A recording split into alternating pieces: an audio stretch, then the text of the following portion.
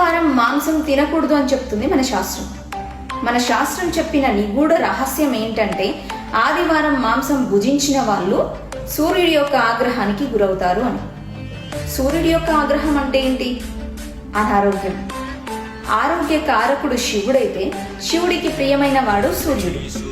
అందుకే శివారాధన చేస్తే సూర్యారాధన చేసినట్టే అని భావిస్తారు మన వాళ్ళు. ఆది అంటే మొదలు. దీన్ని మనం భానువారంగా పిలుస్తూ ఉంటాం. గ్రహాలన్నింటిలోనూ ప్రథమజ్ఞుడు సూర్యుడు. శ్రీకృష్ణుని యొక్క కొడుకు సాంబుడు ఒక పాపం చేయడం వల్ల కుష్టి రోగం పాలవుతాడు. దాన్ని నయం చేసుకోవడానికి ఆయన సూర్యోపాసన చేస్తాడు.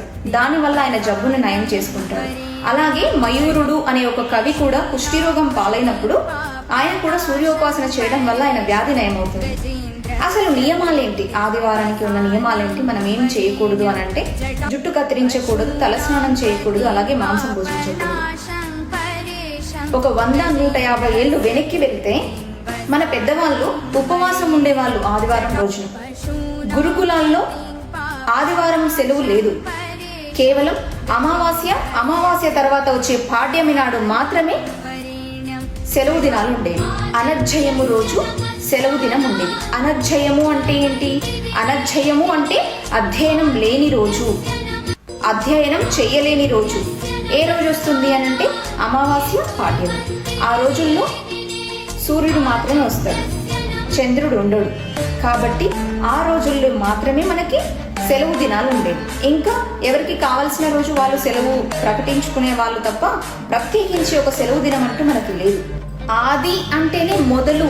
ఆ రోజు నుంచి మనకు స్టార్ట్ అవుతుంది. ఆదివారం తర్వాతనే మిగతా వారాలన్నీ వస్తూ ఉంటాయి.